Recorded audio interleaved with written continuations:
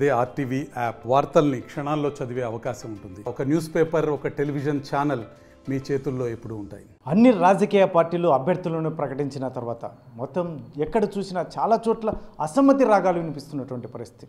ముఖ్యంగా అనంతపురం జిల్లాలో మళ్ళీ వైసీపీ అభ్యర్థులను ప్రకటించిన నేపథ్యంలో మరి చాలా చోట్ల అసమ్మతి వినిపిస్తున్నటువంటి నేపథ్యంలో చాలా చోట్ల అధిష్టానం కలుగు చేసుకొని అడ్జస్ట్ చేస్తున్నటువంటి పరిస్థితి. అయితే మరి మొత్తం మీద ఇక్కడ సింగనమల కావచ్చు, జిల్లాలో ఈ మధ్య కాలంలో రాప్తాడు ఇటువంటి ప్రాంతాల్లో పెద్ద ఎత్తున వినిపిస్తున్నటువంటి నేపథ్యం. ఇటువంటి పరిస్థితుల్లో పుట్టపర్తి కూడా ఈ కోవలేకే చెందుతుంది. ఇటువంటి పరిస్థితుల్లో మరి కళ్యాణదుర్గం నియోజకవర్గానికి సంబంధించి అనంతపురం సిట్టింగ్ ఎంపీ రంగయ్యకు అక్కడ ఎమ్మెల్యే అభ్యర్థిగా వైసీపీ ప్రకటించిన నేపథ్యం. ఇక్కడ విజయం ఎలా ఉండబోతోంది? ముఖ్యంగా గతంలో కూడా ఎప్పుడు వైఎస్ కుటుంబంతో అత్యంత సన్నిహితంగా ఉన్నటువంటి ఎల్ఎం మోహన్ రెడ్డి, మాజీ గ్రంథాలయ చైర్మన్ ఎల్ఎం మోహన్ రెడ్డి ఏం చేయబోతున్నారు? అందులో ఆ జిల్లాకు సంబంధించి అసమ్మతి విషయాల మీద ఏమైనా క్లారిటీ ఉందా? ఇంకా అధిష్టానం కూడా ఏమైనా ఎల్ఎం మోహన్ రెడ్డి గారితో సంప్రదించే అవకాశం ఉందా? తదితర అంశాలతో మనతో మాట్లాడడానికి ఎల్ఎం మోహన్ రెడ్డి గారు ఉన్నారు. ఏం చెప్తారు ఆయన మాటలోని? సార్ ఏంటి సార్, మొత్తం మీద అభ్యర్థులను ప్రకటించిన నేపథ్యంలో జిల్లాలో ఎక్కువగా అసమ్మతి రాగాలు వినిపిస్తున్నటువంటి నేపథ్యం, దీన్ని ఎలా చూస్తారు? సమ్మతి ప్రతి పార్టీలోనే ఉంటుంది. అక్కడ జనసేన కానీ, టీడీపీ కానీ, బీజేపీ కానీ, వైఎస్ఆర్సీపీలో కానీ మామూలుగా అసమ్మతి అనేది ప్రతి పార్టీలలో ఉంటాయి. కాకపోతే పార్టీ హైకమాండ్ వాళ్ళతో సంప్రదించి డిస్కషన్ చేసిన తర్వాత అన్నీ సమసిపోతాయనే ఆలోచన నాకైతే అనిపిస్తుంది. కాకపోతే కొన్ని ప్రాంతాల్లో మీరు చెప్పినట్టు రౌకొండ మధు గారు కావచ్చు, సింగనమల్ల కొందరు ఏదో మొన్ననే ఒకటి పేపర్ కటింగ్ కూడా వచ్చింది, పేపర్లో ఇట్లా మీటింగ్లు పెడతాం అసమ్మతి మీటింగ్ అన్నట్టు. మన పుట్టపర్తిలో సోమశేఖర్ రెడ్డి గారు కొన్ని ప్రాంతాల్లో అక్కడక్కడ అంటే వాళ్ళు ఆశించిన వ్యక్తులు వాళ్ళకి తగ్గట్టు, వాళ్ళ స్థాయి తగ్గట్టు వాళ్ళకి ఏదైనా లేక మాట్లాడడమా, లేక టికెట్ రాలేదనే ఆలోచన ఉండడమా, ఏదో అనేక కారణాలతో కొంచెం అసమ్మతిగా ఉండడం మాట వాస్తవమైనా కూడా, కానీ పార్టీ హైకమాండ్ అందరినీ పిలిపించి మాట్లాడి సాల్వ్ చేస్తుందనే నమ్మకం అయితే అనిపిస్తుంది. మా నియోజకవర్గం కూడా రంగయ్య గారిని ప్రకటించడం జరిగింది. ప్రకటించిన తర్వాత ఆయన కూడా ఇక్కడ వచ్చి కలవడం జరిగింది. సరే, నాకు ఎక్కడ ఏమి అనేది ఇంకా డిసైడ్ కాలేదు. నేను మామూలుగా గతంలో అనేక ఎన్నికల్లో అనేక నియోజకవర్గాల్లో ఇన్ఛార్జీలుగా పనిచేయడం జరిగింది. గతంలో తాడికొండ ఒకసారి, రాయదుర్గం ఉప ఎన్నికల్లో, పులివెందులలో జగన్మోహన్ రెడ్డి గారు ఫస్ట్ టైం పోటీ చేసినప్పుడు ఆ నియోజకవర్గంలో కూడా ఒక ప్రాంతంలో నాకు ఇన్ఛార్జ్ ఇవ్వడం జరిగింది. మన స్థానిక సంస్థ ఎన్నికల్లో హిందూపూర్, ధర్మవరం చేయడం జరిగింది. అదేవిధంగా పెనుగొండ 2019 ఎన్నికలప్పుడు నేను దగ్గర నుండి పూర్తిగా చూసుకోవడం జరిగింది. అదేవిధంగా కళ్యాణదుర్గం మా నియోజకవర్గం చూస్తూ పెనుగొండ కూడా చూడడం జరిగింది. తర్వాత మడకసిర కూడా ఎలక్షన్కు చేయడం జరిగింది. అనేక ప్రాంతాల్లో చేసినాను. తర్వాత ఆశించడం అయితే ప్రతి ఒక్కరికి ఉంటుంది. నాకు కూడా ఎప్పుడుంటూ రాజశేఖర రెడ్డి గారి కుటుంబంతో పాటు నియోజకవర్గంతో మంచి సత్సంబంధాలు ఉన్నాయి కాబట్టి కావాలనే ఆలోచన, ఆశ అయితే ఉంటుంది. అంటే ఒక విషయం అండి, ముఖ్యంగా వైఎస్ కుటుంబంతో పెద్ద ఎత్తున అవినాభావ సంబంధం ఉన్నటువంటి ఎల్ఎం మోహన్ రెడ్డికి ప్రస్తుతం ఉన్న పరిస్థితుల్లో లాస్ట్ ఈ 5 ఏళ్ల గవర్నమెంట్లో కూడా సరైన ప్రాధాన్యత లేదు అనేది జిల్లా వ్యాప్తంగా పెద్ద ఎత్తున చర్చ. దీని మీద ఏం చెప్తారు అసలు? అందరూ ఆశించినట్టు మనకు తగ్గట్టు రాలేదనేది నాకున్నా కూడా, కాకపోతే ఏమంటే ఏదో ఒకటి ఇచ్చినామని పార్టీ అనుకుంటుంది. నేనైతే అప్పుడు కూడా గ్రంథాలయ చైర్మన్ జగన్మోహన్ రెడ్డి గారు అనౌన్స్ చేసిన తర్వాత నేను సజ్జల రామకృష్ణారెడ్డి గారితో నాకు అవసరం లేదు, ఇది నేను ఆల్రెడీ ఇంతకుముందే చేసినాను, చేసి జగన్మోహన్ రెడ్డి గారితో పాటు రిజైన్ చేసి వచ్చిన పదవి ఇది. తర్వాత నాకు ఇప్పుడు కూడా అదేంది, నేను టికెట్ 2009లోనే జగన్మోహన్ రెడ్డి గారు పిలిచి రాజశేఖర రెడ్డి గారి దగ్గర కూర్చోబెట్టి ఎందుకు మోహన్ రెడ్డికి టికెట్ ఇవ్వలేదని చెప్పడం జరిగింది. ఆ రోజున్న పరిస్థితులు బట్టి చిరంజీవి గారు పార్టీ పెట్టడం, చిరంజీవి గారు 1/2 సీట్లు బీసీలకు ఇస్తామని చెప్పడం, చంద్రబాబు నాయుడు గారు అదే టైంలో ఏదో బస్సు యాత్ర పెట్టి ఆ టైంలో ఆయన 100 సీట్లు మేము టీడీపీ తరఫున ఇస్తామని చెప్పడం, వీటిపైన రాజశేఖర రెడ్డి గారు నాతో కూడా మనం కూడా రఘువీరారెడ్డి కదా సీనియర్ బీసీ నాయకుడు, అతనికి అకామిడేషన్ చేయడానికి కొంచెం ఇబ్బందికరంగా ఉంటుంది, కళ్యాణదుర్గం అది ఏర్పాటు చేద్దాం, నీకు మంచి పదవి ఇస్తానని చెప్పడం జరిగింది. చెప్పిన తర్వాత కన్విన్స్ అయిపోయి నేను కూడా దగ్గరుండి నియోజకవర్గానికి రఘువీరారెడ్డి గారిని ఇంట్రడ్యూస్ చేస్తూ ప్రతి గ్రామంలో నేను రఘువీరారెడ్డి గారితో పాటు కలిసి పనిచేసి ఆయన గెలుపు కృషి చేయడం జరిగింది.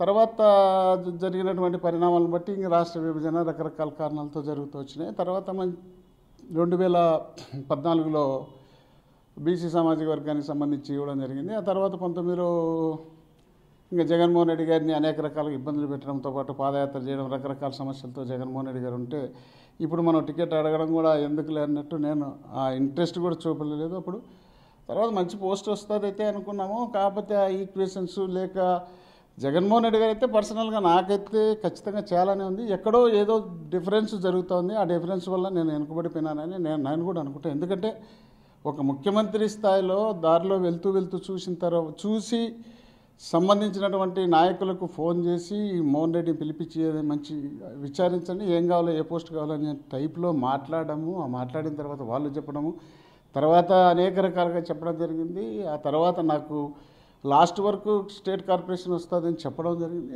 నేను వస్తుందనుకున్నా. సరే మరి ఏం జరిగిందేమో జిల్లా గ్రంథాలయ సంస్థ. సార్ ఒక విషయం చెప్పండి సార్, కళ్యాణదుర్గం నియోజకవర్గంలో ఉషశ్రీ చరణ్ని గెలిపించుకురండి, మీకు ఖచ్చితంగా న్యాయం చేస్తామని కూడా చెప్పినటువంటి పరిస్థితి అని చెప్పి చాలా చర్చ జరుగుతుంది. ఇటువంటి పరిస్థితుల్లో ఎల్ఎం రెడ్డికి ఎందుకు న్యాయం జరగలేదంటారు? ఇది ఎల్ఎం రెడ్డి ఫెయిల్యూరా, లేదంటే అటువైపు నుంచి జగన్మోహన్ రెడ్డి గారు పట్టించుకోలేదంటారు? ఫెయిల్యూర్ అంటే ఒక విధంగా నేను కూడా కొంచెం ఫెయిల్యూరే అనుకో. ఎందుకంటే నాకు ఒక మనిషి మీద విశ్వాసము నమ్మకం పెట్టిన తర్వాత వాళ్ళు చేస్తారు అనే ఆలోచనతోనే నేను కొంచెం ఒత్తిడి చేసి అందరు లీడర్ల దగ్గరికి పోయి వాళ్ళ కాలు పట్టుకుని వీళ్ళు కాలు పట్టుకుని వాళ్ళతో లెటర్లు తెచ్చి వీళ్ళతో లెటర్లు పెట్టి అవి తీసుకుపోయి వాళ్ళ దగ్గర పెట్టి ఏడ్చి గగ్గోలు పెట్టి చెప్పడం చేయడం నా చేత కాదనమాట. ఏదన్నా పని చెప్తే దానికి ఒకటికి రెట్టింపు పని చేయగలుగుతా. కానీ నాకు కావాల్సిన దాంట్లో నేను అడగడంలో అయితే ఫెయిల్యూరే, దాంట్లో డౌట్ లేదు. అది నేను రాజశేఖర రెడ్డి గారు ముఖ్యమంత్రిగా ఉన్నప్పుడు కూడా అనేక మందికి చైర్మన్ పోస్టులు అనౌన్స్ చేసినప్పుడు నేను రాజశేఖర రెడ్డి గారితో పాటు పాదయాత్ర చేసినా కూడా నాకు కూడా అనౌన్స్ అవుతుంది. నేను టీవీలో చూసేవాడిని, నేను పోయి అడిగి కలిసి చేసుకునేవాడిని కాదు. ఆ తర్వాత అందరికీ అనౌన్స్ అయిన తర్వాత ఇదేంది ఇట్లా జరుగుతుంది నాకు రాలేదని నేను రాజశేఖర రెడ్డి గారితో ఒకసారి ఏదో డిస్కషన్ చేసినప్పుడు అప్పుడు ఏం కావాలో నువ్వు చేసుకోకూడదా, నువ్వేం అడగలేదు కదా, నేనేం చేయాలని చెప్పి నీకు ఏది ఖాళీ ఉంటే అది చూసుకోపో నేను చేస్తానని చెప్పడం జరిగింది. అప్పుడు ఖాళీలు ఆల్రెడీ అన్ని పిల్లప్ అయిపోయినాయి కాబట్టి ఆ టైంలో నేను గ్రంథాలయం కాలేదంటే సరే చేద్దాంలే అని చెప్పి అని చేయడం కూడా జరిగింది. తర్వాత ఈ రోజుకైతే నేను చేసి దాదాపు 2010లో రిజైన్ చేసిన జగన్మోహన్ రెడ్డి గారితో పాటు. ఇంకా తర్వాత మళ్ళీ గ్రంథాలయం ఎంటుకుంటుంది. ఇంత పని చేసి తర్వాత పాదయాత్ర చేసి ఆ తర్వాత నియోజకవర్గాలకు ఇన్ఛార్జిగా పనిచేసి రాష్ట్ర కార్యదర్శిగా సిఇసి మెంబర్గా అనేక రకాలుగా అనేక పదవులు చేసిన తర్వాత మంచి అవకాశం ఉంటుంది అనుకున్నాం. కానీ ఎక్కడో ఏదో పొరపాటు జరిగేది మన పైలు అనుకోవచ్చు, మనం ఫెయిల్యూర్ అనుకోవచ్చు, లేక వాళ్ళు నిర్లక్ష్యం అనుకోవచ్చు. జరిగింది అయితే వాస్తవమే.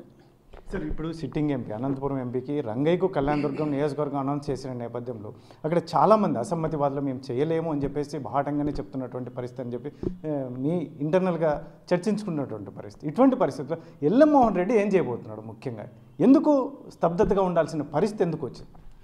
చాలామంది వ్యతిరేకత అయితే ఏమీ అనిపించలేదు, కానీ చాలామంది వ్యతిరేకత ఆశించిన వ్యక్తులకు ఉంటుంది. ఇది గతంలో పోటీ చేసిన తిప్పేస్వామి రంగయ్య గారితో పాటు ఉన్నారు. ఆయన అయితే ఎప్పుడు ఏ నియోజకవర్గాలకు ఇన్ఛార్జీలు పంపించలేదు కాబట్టి ఆయన అనౌన్స్ చేస్తానే ఆయనతో పాటు తిరుగుతున్నారు. నాకైతే గతంలో అనేక జిల్లాలకు అనేక నియోజకవర్గాలకు ఇన్ఛార్జీలుగా నేను పనిచేసే కార్యక్రమం నాకు ఇచ్చినారు కాబట్టి మళ్ళీ ఇన్ఛార్జిగా ఏమన్నా పంపిస్తారేమో చూడాలి. నాకు పైన ఆదేశాలు అయితే రాలేదు. ఆదేశాలు వచ్చిన తర్వాత ఆలోచన చేస్తాను.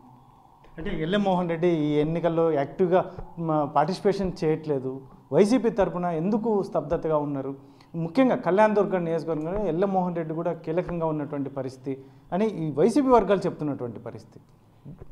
అంటే 2009లో రఘువీరారెడ్డి గారిని క్యాండిడేట్గా అనౌన్స్ చేసినప్పుడు రఘువీరారెడ్డి గారు స్వయంగా పిలిచి రాజశేఖర రెడ్డి గారిపై రఘువీరారెడ్డిని ఇంట్రడ్యూస్ చేయమని చెప్పడం జరిగింది. రఘువీరారెడ్డి గారిని ఫస్ట్ నేనే ఇంట్రడ్యూస్ చేయడం జరిగింది. బహిరంగ సభ పెట్టి ఆ బహిరంగ సభలో నేను కూడా ఆశించాను. కానీ నాతో పాటు రఘువీరారెడ్డి గారు అయితే మంచి సమర్థవంతమైనటువంటి లీడర్గా ఉంటాడనే ఉద్దేశంలో భాగంగా రాజశేఖర రెడ్డి గారు అనౌన్స్ చేయడం జరిగిందని చెప్పి ఆయన ఇంట్రడ్యూస్ చేయడం జరిగింది. ఇంట్రడ్యూస్ చేసిన తర్వాత ఆయన నేను ఏ ఒక్కరోజు కూడా బయటికి పోతానంటే లేదు నువ్వు పోవడానికి లేదు, నీకు ఏదైనా బయటికి పోయి పని చేయాలనిపించనుకుంటే నేను రాజశేఖర రెడ్డి గారితో చెప్పి ఇక్కడే ఆపుకుంటాను, నువ్వు ఆ పరిస్థితి చేయొద్దు, నువ్వు బయటికి పోతే నేను ఓడిపోతానని చెప్పి ఆయన చెప్పిన తర్వాత నేను ఒక్కరోజు కూడా బయటికి పోకుండా పనిచేసిన. తర్వాత నాకు జరిగిన ఎన్నికల్లో నాకు ఇతర నియోజకవర్గాలకు ఇన్ఛార్జీలు బాధ్యతలు ఇచ్చారు. కాబట్టి ఆ విధమైనటువంటి ఇన్ఛార్జి ఎక్కడన్నా పంపించాలని పార్టీ ఉందేమో నాకు తెలియదు. కానీ ఇక్కడ పనిచేయాలని నాకు చేయాలనేది నాకైతే పైన ఆదేశాలు ఏంటివి లేవు. కాబట్టి సరే మరి ఎక్కడన్నా పంపిస్తారా, ఇక్కడ చేయమంటారా, ఏదో చూద్దాం. ఇప్పటికిప్పుడే మనం నిర్ణయించుకోలేం. ఇంకా నామినేషన్ టైం చాలా 25వ తేదీ వరకు ఏదో నామినేషన్ టైం ఉంది కదా, టైం చూసి మాట్లాడదాంలే అని. ఫైనల్గా చెప్పండి సార్, ఇప్పుడున్న పరిస్థితుల్లో ఖచ్చితంగా ముఖ్యమంత్రి జగన్మోహన్ రెడ్డి దగ్గర నుంచి మీకు ఆ ఇండికేషన్స్ ఎల్ఎం రెడ్డిని గుర్తించి ఇండికేషన్స్ వచ్చే అవకాశం ఉందని ఇప్పటికీ అనుకుంటున్నారు? జగన్మోహన్ రెడ్డి గారు ఏమంటారు, పార్టీని ఇది నువ్వు పార్టీలో నేను చెప్పడం ఏందనే టైపులో ఆయన మాట్లాడతారు. కానీ పార్టీ నుండి ఏదో ఒకటి వచ్చినప్పుడే కదా అక్కడ కూడా మనకు గౌరవం ఉండేది. మనం ఏదైనా ఒక నియోజకవర్గానికి పోయి పని చేయాలంటే ఆ పార్టీ చెప్పడం కానీ వీళ్ళు పోటీ చేసిన వాళ్ళు పోయి చెప్పించుకోవడం కానీ ఏదన్నా జరిగితే ఆ జరిగిన తర్వాత మనం పోయి అక్కడ ఏదైనా యాక్టివ్గా పని చేస్తే దానికి ఒక వాల్యూ ఉంటుంది. మనంతటా పోయి వాళ్ళంతటా వాళ్ళు అనౌన్స్ చేసుకొని మనంతటా మనం సంఖ్యలో పెట్టుకుని పోయి ప్రచారం చేస్తే చూడడానికి ఎబ్బెట్టుగా ఉంటుంది కదా. అందువల్ల అనౌన్స్ చేసిన తర్వాత ఎక్కడ ఏం చెప్తారో చూసి పార్టీకి అయితే విధేయతగా పనిచేయాలనే ఆలోచన ఉంది. కానీ మనకు కావాలనే ఆలోచన ఒక పెద్ద ఎత్తున ఉన్నా కూడా అందరికీ న్యాయం చేయలేనప్పుడు పార్టీ మనం ఏదో ఒకటి పార్టీలో ఖచ్చితంగా పార్టీకి మనం పని చేయాలనుకున్నప్పుడు ఖచ్చితంగా చేయాలనేది అయితే ఉంది. మాకు పదవులు వస్తాయా రావా అనే దానికన్నా జగన్మోహన్ రెడ్డి గారిని రాష్ట్రానికి రెండోసారి ముఖ్యమంత్రి చేసుకోవాలనే తాపత్రయం అయితే ఉంది. కానీ పైన మనకి ఇంకా ఏది ఆదేశాలు రాలేదు కాబట్టి చూద్దాం, ఆదేశాలు వచ్చిన తర్వాత ఆలోచన చేస్తాం. Thank you. ఇది మొత్తం మీద అయితే మాజీ గ్రంథాలయ చైర్మన్ ఎల్ఎం మోహన్ రెడ్డి చెప్తున్నటువంటి విషయం. అసమ్మతి అనేది చాలా చోట్ల ఉండవచ్చు, కానీ దీన్ని అధిష్టానం హ్యాండిల్ చేసే విధానాన్ని బట్టి ఉంటుందని.